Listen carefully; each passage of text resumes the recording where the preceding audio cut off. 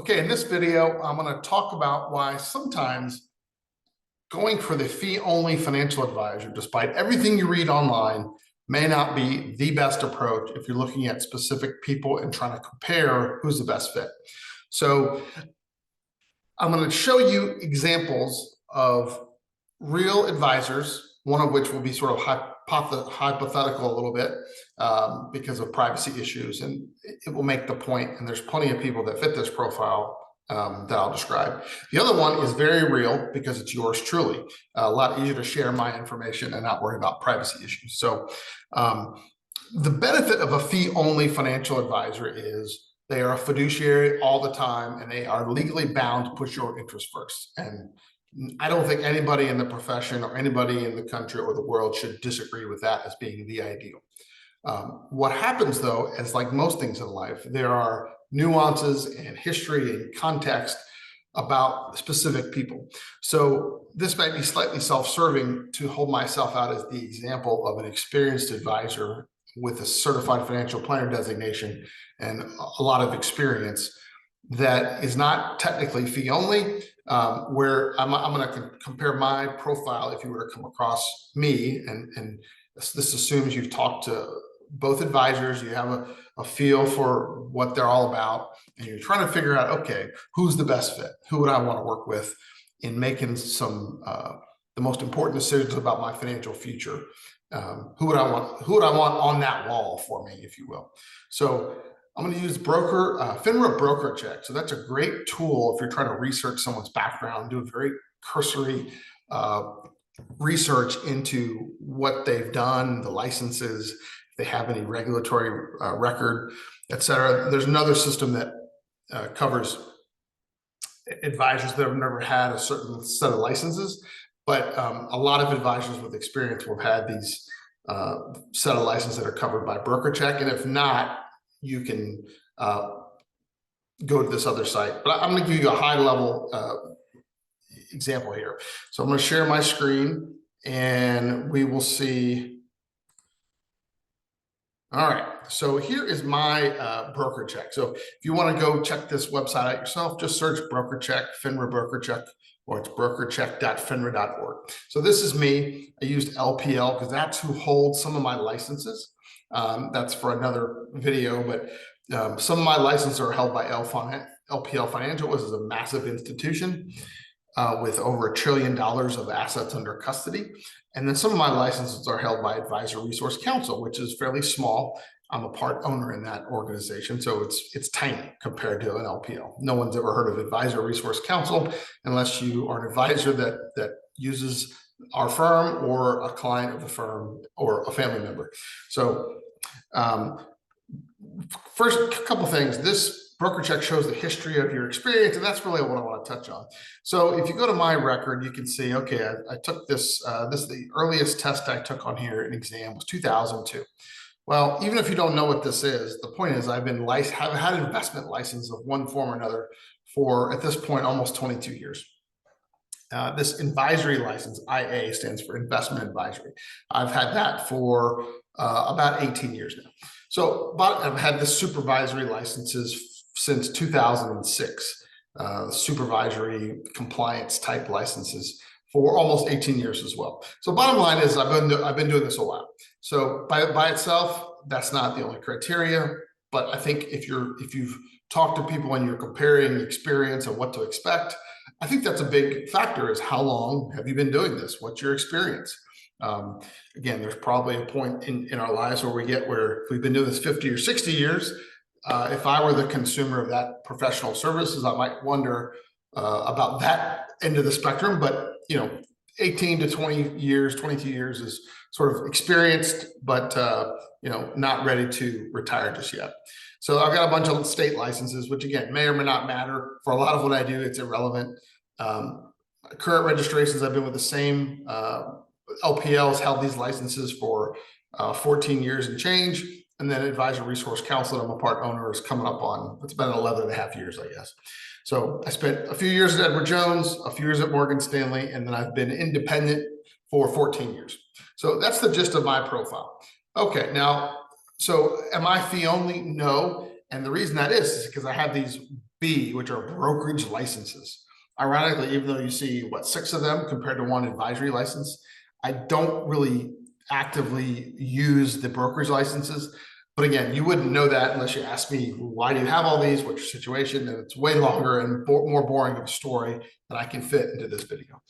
The point is, almost all my business is done through the advisory model at this point. So let's compare that with a newer advisor who I'm going to use the hypothetical jump that this person was in the business and then decided, you know what, this isn't working. Or I read, hey, fee only. You need to have, everyone's supposed to have a fee only advisor. I want to be a fee only advisor. So let me go do that. Well, this advisor looks like they graduated college, and I'll show you how I know that, in about 2020. So 3.5 years ago at this point. They have a lot of state licenses based on their role, which I'm not going to show too much because I want to respect the privacy of this random person. Investment advisory license they've had since 2023, so less than a year as I record this video. Their earliest license was 3+ years ago, so a little bit ago, but not very long. And then an interesting thing about the Broker Check website is you can go back and we have to submit 10 years of work experience. So if you go to this person's report, and this is linked from the Broker Check, it's 10 years worth of experience. So if someone graduated college 4 years ago, it goes back, into their college and high school years, which, to this person's credit, looks like they worked during high school based on the dates here, which is awesome. This is, last 3 years of high school. That's impressive.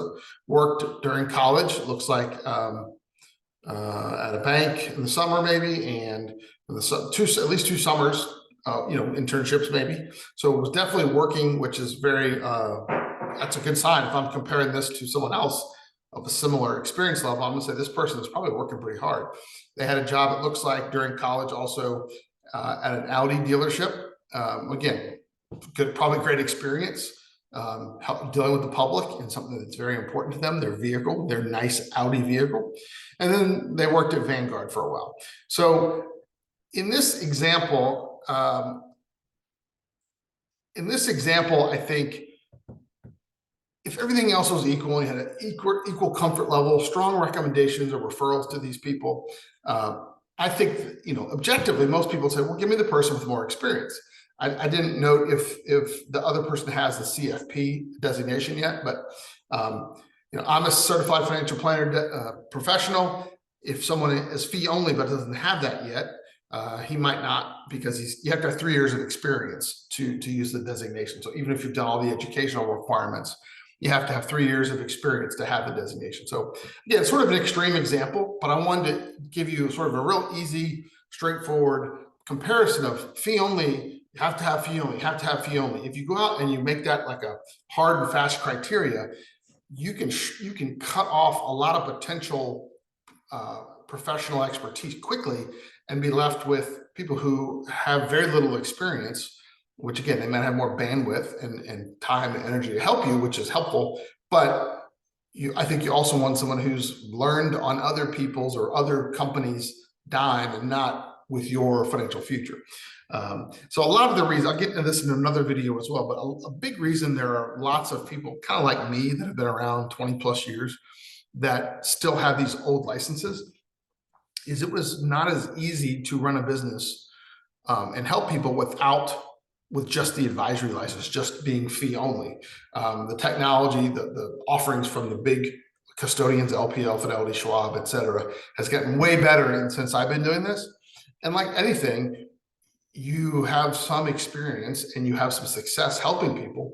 And some of the tools and vehicles that I've used do not have there's really no way to turn it into an advisory relationship. So that legacy, old school business still exists, much like if your parents or your grandparents or you, depending on your age and personality, there might be things you still do that, people, why, grandpa, dad, why you still read the paper? or why do you still look in the yellow pages, or whatever it is that we did as a habit. That's how we did things. And now you just do it because it still works for you. If you were starting over, it might not be the most efficient way. And that's how I feel about not being fee only. I completely understand the push, but I think there are a lot of great advisors who are not fee only. And if you were to objectively stack them up against someone who might be fee only, but they have very little experience and may have knowledge, but they may not have the practical application of it. So again, this is not a knock on younger people, because there are plenty of career changers, et cetera, that don't understand necessarily the context of how we got here. And I feel like sort of the old man yelling at the cloud to say, hey, you don't have to be fee only to be good. But I think millions of consumers' experience would bear that out. So that's when fee only may not be the only or the number one criteria you want to search for if you're looking for good, trustworthy help. So if you have any questions, or I can answer a specific topic, just let me know. Thanks.